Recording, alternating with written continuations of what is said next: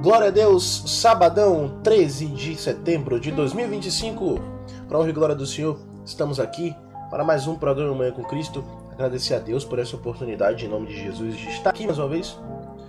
Também deixar aqui um abraço a todos os que acompanham a Rádio Web Vida com Jesus e o programa Manhã com Cristo. Que Deus abençoe a todos vocês. 10 horas e 9 minutos. Para iniciar o programa, queria deixar aqui uma palavra para você, meus irmãos. Quando olhamos para a cruz, aos olhos humanos, tudo parecia uma grande derrota. O Filho de Deus, pregado, sangrando e exposto à vergonha diante da multidão, parecia ter chegado ao fim da sua missão. Os discípulos se dispersaram, a esperança parecia ter morrido junto com ele, e os inimigos celebraram como se tivessem vencido. No entanto, aquilo que parecia o ponto final era, na verdade, o maior recomeço da história. Na cruz, Jesus assumiu sobre si os nossos pecados, as nossas dores e condenações. Ele desceu ao lugar mais profundo da humilhação para que pudéssemos ser levantados à posição mais alta em Deus. O aparente fracasso foi, na realidade, a consumação do plano perfeito do Pai. O diabo pensou que havia vencido, mas foi justamente ali que sua derrota foi decretada para sempre. A ressurreição de Cristo confirmou que a cruz não foi sinal de fraqueza, mas de amor incondicional e poder absoluto. Por meio de seu sacrifício, fomos reconciliados com Deus e recebemos vida abundante. O que parecia fim tornou-se o início de uma nova aliança, marcada não por obras humanas, mas pela graça de Deus.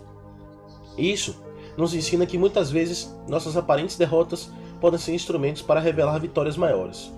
Quando confiamos em Cristo, até as perdas e lutas mais dolorosas podem se transformar em testemunhos de superação e fé. Hoje, quando enfrentamos momentos em que tudo parece perdido, podemos olhar para a cruz e lembrar: não há derrota definitiva para aqueles que estão em Cristo, porque aquele que venceu a morte também nos fez vencedores nele. Na cruz, a derrota se revelou como a maior vitória que o mundo já viu, e essa vitória agora pertence a nós, pertence a você, irmão. Tenha um fim de semana abençoado, em nome de Jesus. Porque Cristo venceu por nós. Glória a Deus. E através dele temos vitória. Glória a Deus, meus irmãos. 10 horas e 11 minutos. Meus irmãos, o tema de hoje é falar sobre a parábola do rico e Lázaro. Vou ler sobre essa parábola aqui, mas antes a gente vai ouvir canções. Queria aqui mandar um abraço à minha querida Josimeire. Ela pediu uma canção aqui, e daqui a pouco a gente vai colocar ela no ar aqui. A produção vai colocar no ponto aqui. E com fé em Deus, a gente vai ouvir uma canção antes, logo depois a gente vai ouvir essa maravilhosa canção. Deus abençoe. Vamos que vamos a todos que estão acompanhando o programa Manhã com Cristo. Deus abençoe, em nome de Jesus. 10 horas e 12 minutos. Vamos ouvir uma canção e daqui a pouco eu volto. Vamos ouvir Tá Chorando por... Então, meus irmãos, glória a Deus, graças a Deus. Neste sabadão, 13 de setembro de 2025, agradecer a Deus por mais um dia de vida, pela proteção, pelos livramentos, e por estar sempre conosco, por nos abençoar. Glória a Deus.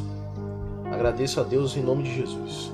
Meus irmãos, vamos começar aqui. Eu vou começar a ler aqui, em nome de Jesus, sobre o tema de hoje. Tá, meus irmãos? Com fé em Deus, eu vou ler aqui sobre o tema de hoje, que é a parábola do filho pródigo. Ok, meus irmãos?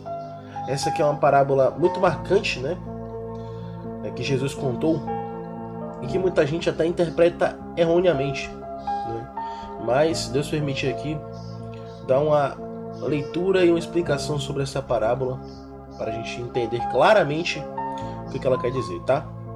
Olha só, a parábola que Jesus conta, parábola de Jesus sobre o homem rico e Lázaro, encontrada em Lucas, capítulo 16, versículos 19 a 31, descreve um homem rico que vivia em luxo, enquanto o mendigo Lázaro vivia na pobreza e na doença à sua porta, sendo sustentado por migalhas e lambidas de cães. Após a morte, Lázaro foi para o céu, junto de Abraão, enquanto o rico foi para o inferno, denominado Hades, onde sofreu tormentos. O rico pediu a Abraão que enviasse Lázaro, que estava ao seu lado lá no céu, para aliviar seu sofrimento, tocando na água e passando na sua boca, na sua língua, para aliviar ali o tormento. E foi aí que Abraão negou o pedido, Falou que devido ao abismo intransponível entre eles, não tinha como o Lázaro ajudá-lo. Em vez disso, o rico pediu que Lázaro fosse avisar seus irmãos sobre o inferno, mas Abraão respondeu que eles, os irmãos do rico, já tinham as escrituras, Moisés e os profetas, e se não vissem as escrituras, não se arrependeriam nem se alguém dos mortos ressuscitasse. Ou seja, nem que Deus permitisse com que o rico ressuscitasse, chegasse nos irmãos e falasse: os irmãos se arrependam, eu estou sofrendo pelo que eu fiz aqui neste mundo, eu estou em tormento eterno pelo que eu fiz nesse mundo. Acho que nem assim eles acreditariam. Meus irmãos.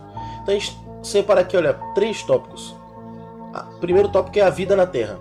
Olha só, um homem rico, vestido de púrpura e linho, vivia com opulência e luxo.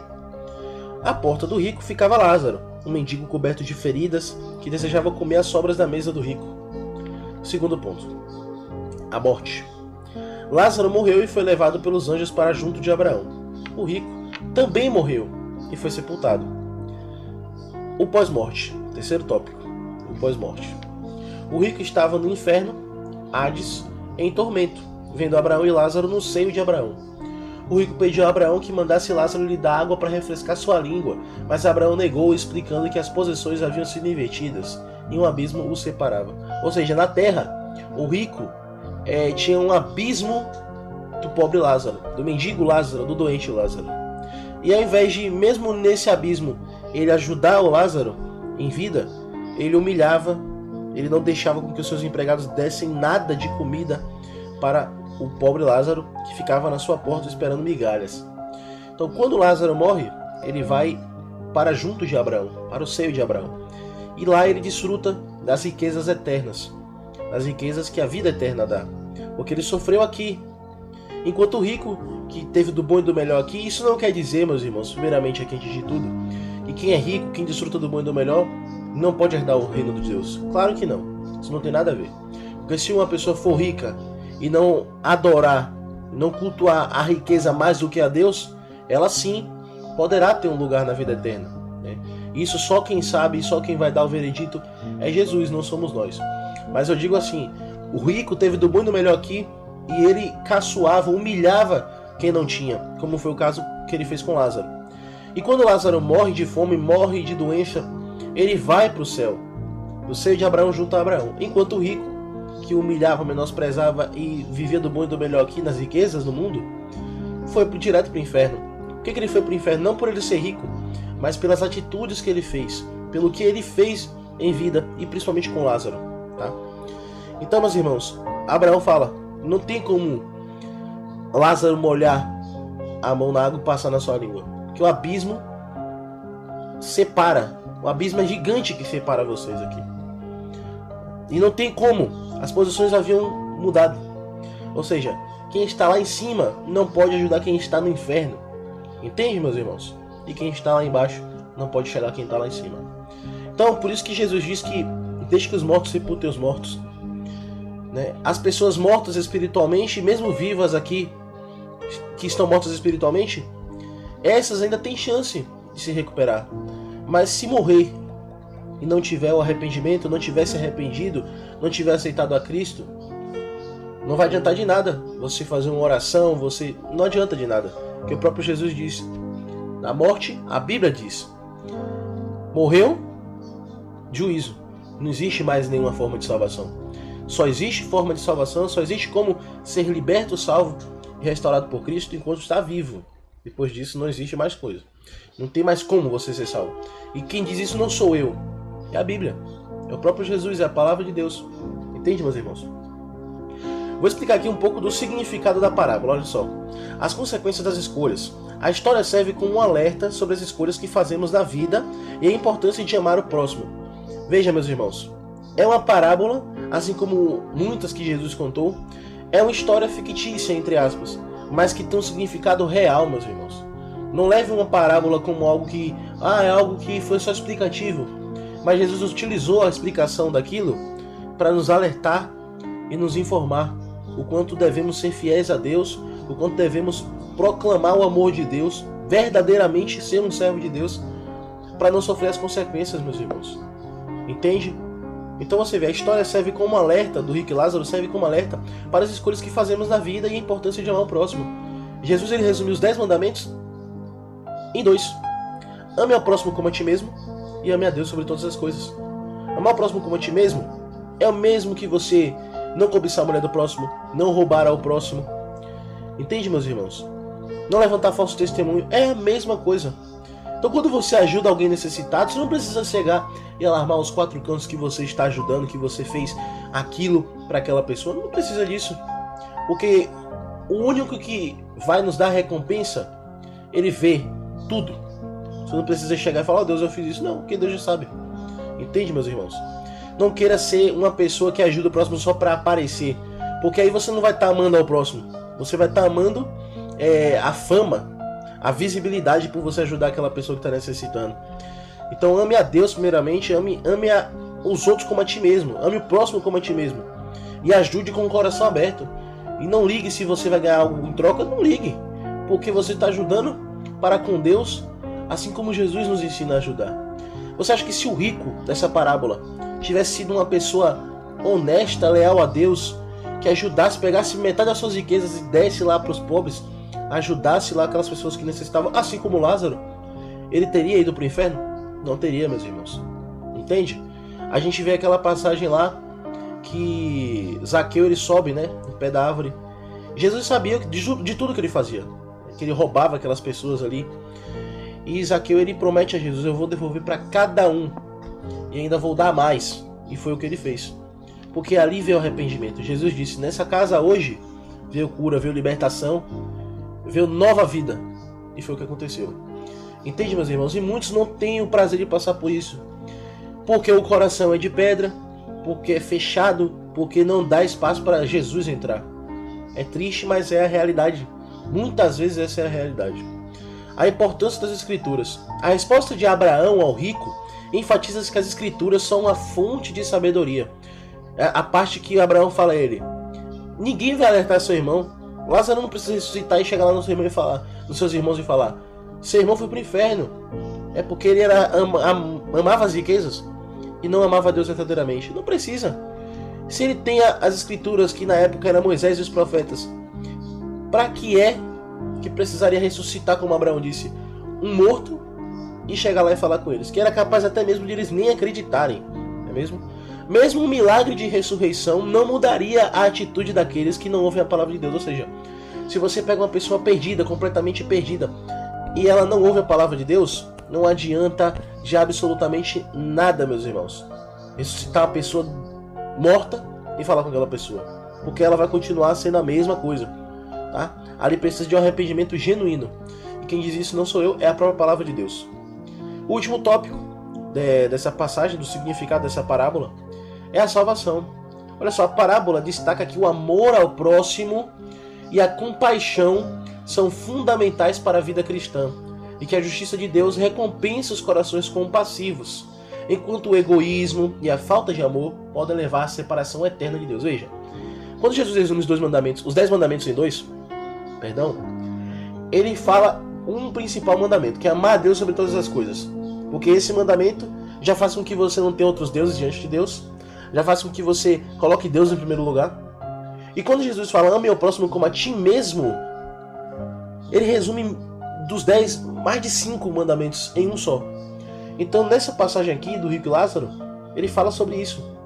Se você ama o próximo, se você tem compaixão, se você tem um coração aberto, um coração de carne verdadeiramente compassivo, você será recompensado, sabe? Você não precisa, como eu falei, ajudar o próximo e sair falando para todo mundo. Você não precisa se achar o bonzão porque ajudou alguém. Não, porque aí você vai estar fazendo a mesma coisa que uma pessoa que não está ajudando faz. Porque ela se acha por dizer que tem mais e que não quer ajudar aquelas pessoas que estão completamente vulneráveis e acabadas ali. Enquanto você que, eu estou ajudando, mas está querendo fazer a mesma coisa que aquele outro que não ajuda está fazendo, que é se achar. Então, isso é egoísmo, meus irmãos, como aqui está dizendo. Aquele que tem egoísmo, falta de amor ao próximo, não tem como herdar o reino de Deus. Como eu falei, volto a repetir, não sou eu que digo isso, é a própria palavra de Deus. Tá, meus irmãos? 10 horas e 35 minutos. glória a Deus, essa passagem maravilhosa da parábola do rico e Lázaro. A gente vai ler agora, tá, meus irmãos? Lucas capítulo 16, versículos 19 ao 31. Em nome de Jesus, vamos ler essa passagem agora aqui, tá? Parábola do rico e Lázaro.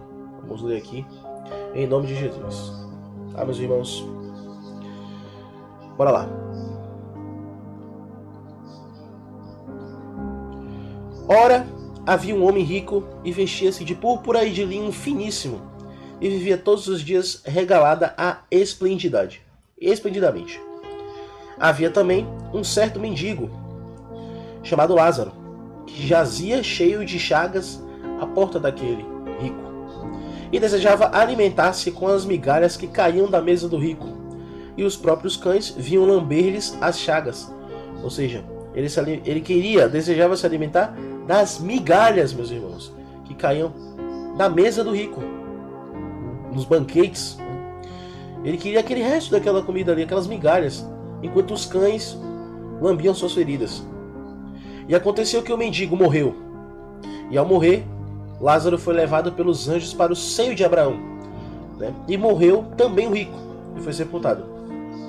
E no inferno, ergueu os olhos, estando em tormentos, e viu ao longe Abraão e Lázaro no seio de Abraão. E clamando disse: Pai Abraão, tem misericórdia de mim, e manda o Lázaro que molhe a água a ponta do seu dedo e me refresque a língua, porque estou atormentado nessa chama.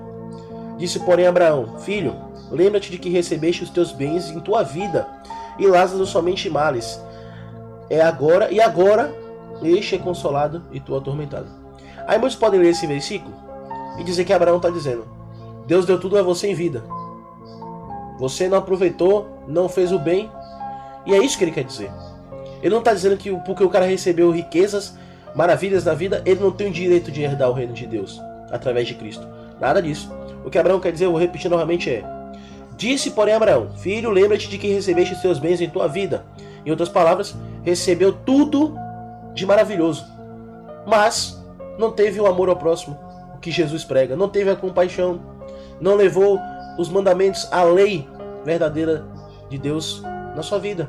Só amou as riquezas e só amou humilhar o próximo, ser egoísta e ter luxúria no seu coração e ter um coração ruim. E agora, quando chega no inferno, quando está no tormento, ele se lembra de chamar por Deus e falar com Abraão. Agora, quando já não tem mais salvação. E aí, Abraão completa, no versículo 25 que a gente está lendo aqui: E Lázaro somente males, e agora este é consolado e tu atormentado. Veja, Lázaro só recebeu humilhações, só recebeu coisas ruins. E tudo que ele passou ali, meus irmãos, ele está sendo recompensado no céu. Como Abraão diz aqui, aquele está sendo recompensado, aquele está vivendo a verdadeira riqueza. Tá, meus irmãos? E além disso tudo, está posto um grande abismo entre nós e vós. Isso Abraão dizendo: De sorte que os que quisessem passar daqui para vós não poderiam. Quem quisesse ir de lá do céu para o Hades, né? Ou inferno, onde estava o rico, não podia. E assim também quem está lá no Hades, atormentado, não poderia ir para o céu. E disse ele, o rico: Rogo-te, pois, ó pai, que o mandes à casa de meu pai, pois tenho 5 irmãos, para que lhes dê testemunho, a fim de que não venham também para este lugar de tormento. Disse-lhe Abraão: Tem Moisés e os profetas, ouçam-nos. E disse ele: Não, pai Abraão, mas se algum dentre os mortos fosse ter com eles, arrepender-se-iam. Veja, o próprio rico diz, quando Abraão fala, eles têm um livro, eles têm a Bíblia, eles têm os profetas, tem Moisés. Na época não era a Bíblia, né? Era o livro dos profetas, o livro de Moisés. Abraão diz, ele tem que ouvir primeiramente a palavra. Se ele não ouve o que está escrito ali, se ele não muda pelo que está sendo escrito ali, pelo que está sendo pregado, falado, como é que alguém tem que ressuscitar entre os mortos? E o rico pedindo que Lázaro ressuscitasse e chegasse neles e falasse isso. Como eu falei desde o início, eles não entenderiam, eles não ligariam. E foi aí que o rico falou: Não, pai Abraão, mas se algum dentre os mortos fosse ter com eles, ressuscitasse e fosse até eles, eles se arrependeriam. E aí Abraão disse: se não ouvem a Moisés e aos profetas, tampouco serão mudados, serão transformados, ainda que algum dos mortos ressuscite.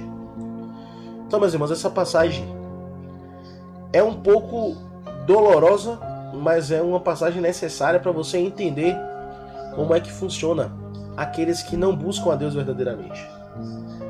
Aqueles que passam boa parte da sua vida sem se arrepender.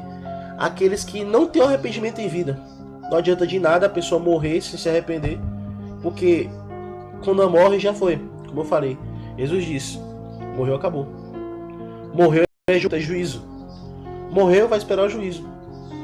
Entende, meus irmãos? Agora, se você se arrependeu, mudou de vida eu não digo ficou rico, riquezas, mansões, não. Eu digo mudou de vida, encontrou a Cristo, entregou a vida a Cristo, porque esse é o maior prêmio nesse mundo de pecados, meus irmãos. Saibam disso. O maior prêmio é você encontrar Jesus e entregar sua vida a Ele, e se arrepender e viver uma vida em retidão. Esse é o maior prêmio. Tá, meus irmãos? Hoje em dia muitas pessoas se deixam levar pelas riquezas. Quer ver um exemplo, irmão? Hoje em dia a gente vê muitos famosos perdidos no mundo, chamando pastores, chamando pessoas que se dizem religiosas, né, para orar, para ir na sua casa orar. Um dia ela está em um círculo de oração, no outro dia está em uma festa. Então, meus irmãos, qual que é o sentido disso? O que eu quero falar com isso? Se não tem arrependimento, de nada adianta orar, de nada adianta pedir oração, fazer culto em sua casa, de nada adianta. Assim também como pessoas, não sendo famosas também, assim também como pessoas normais, né? Pessoas que não têm fama. Vão na igreja num dia, vão no domingo na igreja, e na segunda-feira, ou até mesmo no próprio domingo, já estão na porta do bar. Então, meus irmãos, como uma pessoa dessa quer salvação, como uma pessoa dessa quer ser transformada? Se você mesmo não consegue ter uma mudança dentro de si, porque eu vejo muitas pessoas também darem mais valor a homens, a seres humanos pecadores, do que ao próprio Jesus. Sabe, ser mais fiel a homens do que ao próprio Jesus. Muitas pessoas entram em lives de falsos profetas, pedindo oração, mandando dinheiro, enquanto você pode entrar no seu quarto, fechar a sua porta e se abrir com Deus. Porque Jesus fala, entra no quarto, fecha a porta e vai em secreto e ora ao Pai. Foi o que Jesus disse, está na Bíblia, meus irmãos. O próprio Jesus, que se entregou na cruz, como eu falei no início aqui, morreu por nós, ressuscitou ao terceiro dia, dando vitória ao povo de Deus, nos ensina isso. Entre no seu quarto, feche a porta e ore para Deus. Se abra com o Pai. A oração, meu irmão, não é palavras bonitas, não é texto ensaiado. A oração é você se abrir e falar o que o seu coração está querendo dizer. O que você quer dizer, o que sua alma está pedindo ali naquele momento. Sabe, meus irmãos? Uma oração sincera é você se abrir com Deus e falar, Pai, estou passando por momentos de dificuldade, de aflição, mas eu tenho fé em Ti. Eu creio que o Senhor tem o poder de restaurar, de transformar e de mudar essa situação. Não você chegar e pedir coisas, não. Pode pedir. Mas, primeiramente, lembre-se que a oração é você conversando com o Pai. É você conversando com Deus. E Deus, Ele quer sinceridade de você. Porque Deus é onisciente, onipresente e onipotente. Ele sabe de tudo que você faz, tudo que você pensa e tudo que você faz durante o seu dia a dia. Então não adianta você orar e esconder algo, porque Deus já vai saber o que você fez. Então seja sincero, porque mesmo que você tenha pecado, mesmo que você tenha errado, mesmo que você viva desviado ou errado, se você for sincero e se arrepender verdadeiramente, Deus, Ele tem a certeza que Ele fica mais feliz com isso do que com um servo mentiroso, pecador e que não se arrepende e que mente. Entende, meus irmãos? Aquela parábola das 99 ovelhas e da uma perdida. Jesus diz, Deus se alegra quando um perdido se arrepende, há festa no céu. Então, se você está perdido, se arrependa, porque Deus, Ele não te condena. Ele só irá te condenar quando você mesmo não se arrepender. Entende, meus irmãos? Tive muitas pessoas hoje em dia falar, por que a gente vê tanta coisa no mundo? Se Deus realmente existe, se Deus realmente está aqui com nós, por que Ele deixa tudo isso acontecer? Crianças morrerem por doenças, pessoas de bem acontecer coisas ruins com elas. Meus irmãos, entendam uma coisa. Desde o pecado de Adão e Eva, o mundo está entregue às mãos do mal. O mundo está entregue às mãos do mal. Mas quem foi que entregou o mundo às mãos do mal? Não foi Deus, não. Foi o próprio homem, foi o próprio ser humano. Então tudo que a gente passa hoje em dia não é culpa de Deus, é culpa nossa mesmo. Entende, meus irmãos? Porque muitos falam, por exemplo, na passagem de Jó, na história de Jó, Deus então fez uma aposta com o diabo. Nada disso. Quando o diabo fala, se seu servo é realmente verdadeiramente, deixa eu tentar ele. Deus ele vai e faz Jó passar por uma provação. E quando você pensa assim, Deus fez a família dele toda morrer, filhos, mulheres, perder tudo. Se realmente fosse Deus, um Deus verdadeiro, ele não deixaria isso acontecer. Mas você tem que ler a passagem, você tem que entender o que está escrito ali. A mulher de Jó mandou ele morrer e amaldiçoar Deus e morrer. Os filhos dele não tinham fé em Deus. Deus fez ele passar por tudo aquilo para ver se realmente ele era verdadeiro. Se você está numa casa, numa família que não crê em Deus, mas você é o único que crê em Deus, você é o único que tem a fé verdadeira em Cristo, entende, meus irmãos? Deus ele faz você passar por tudo, por todo tipo de provação, entende? Você pode ser a porta para a sua família virar-se para Deus. Jó ele tinha riquezas, propriedades, era rico, né?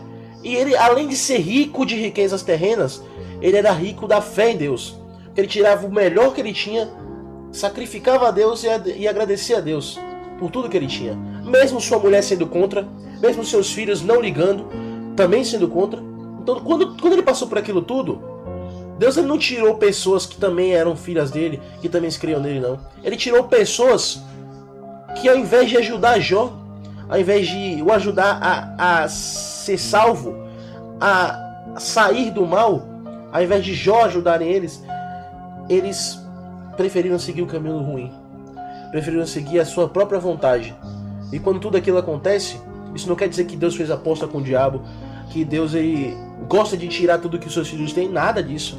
Ele fez aquilo tudo, e essa passagem serve hoje em dia para a gente, para muitas pessoas, para realmente saber se Jó era fiel a ele. Vocês lembram que o povo construiu uma torre, chamada Torre de Babel, para tentar chegar até o céu, porque queriam um prédio até o céu.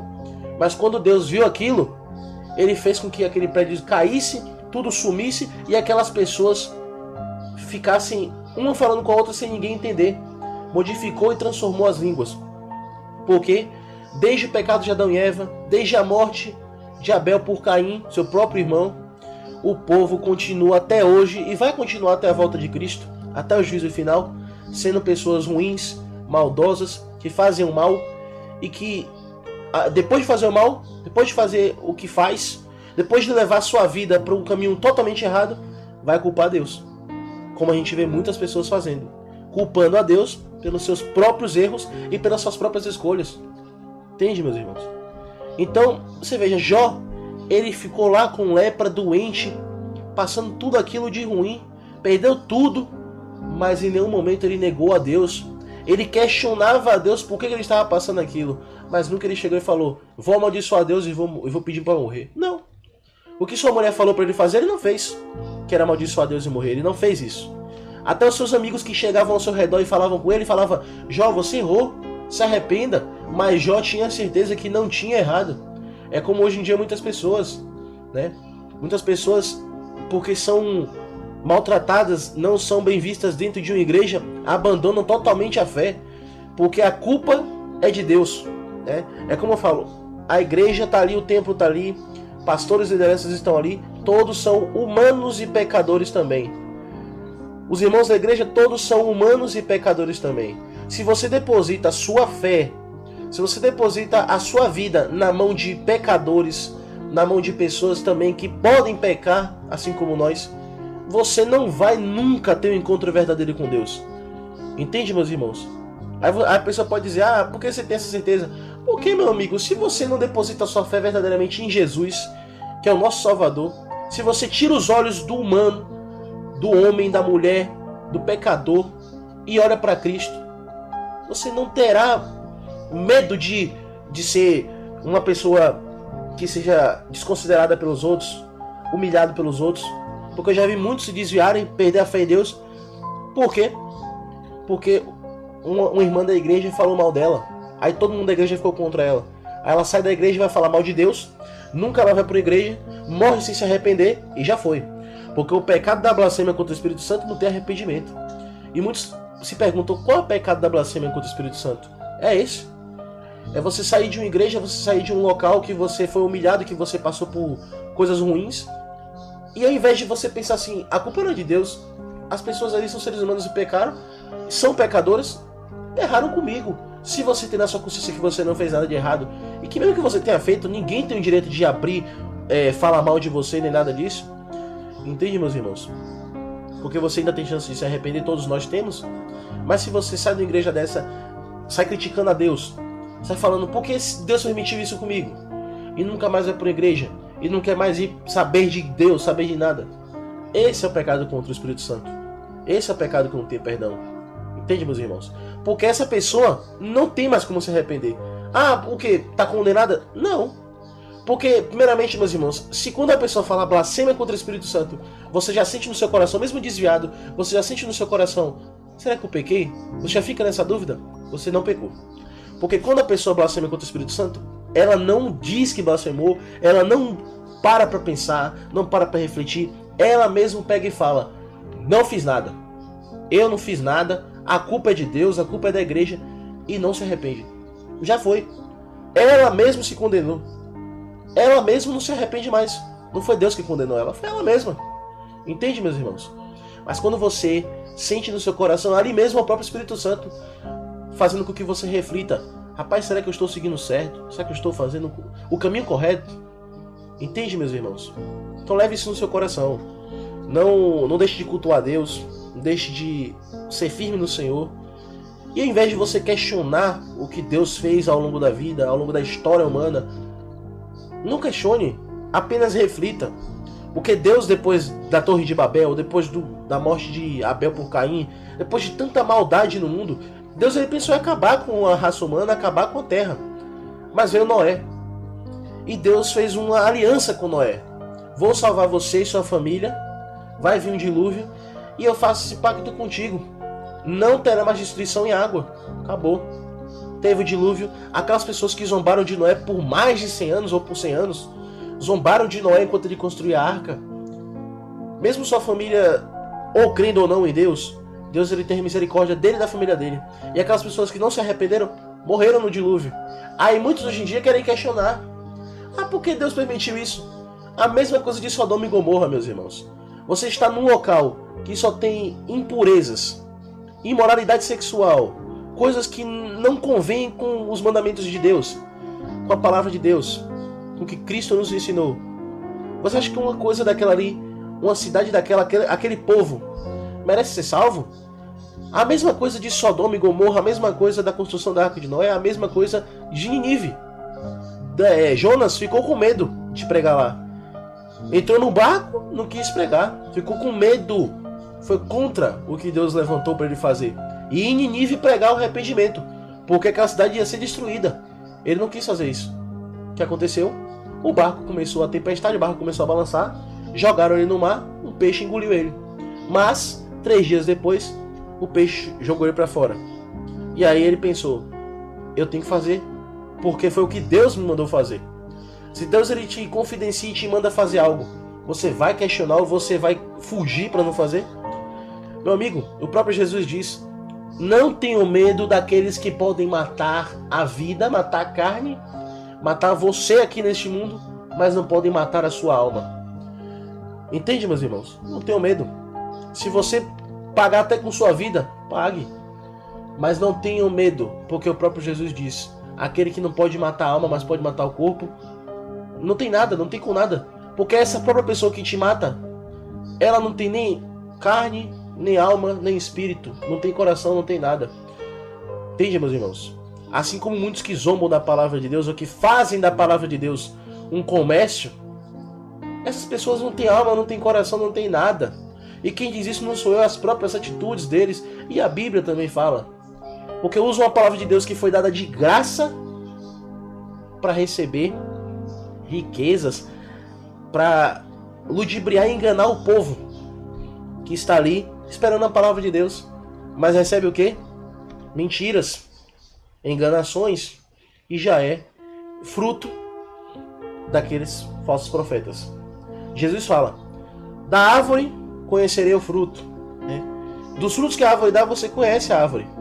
Então, se você vê um pastor, uma liderança ser toda hora pego em erro, você acha que aquela pessoa realmente é de Deus, cara? Então para pra pensar nisso, reflita, tá? São 10h55, meus irmãos, vamos ouvir uma canção, daqui a pouco eu volto.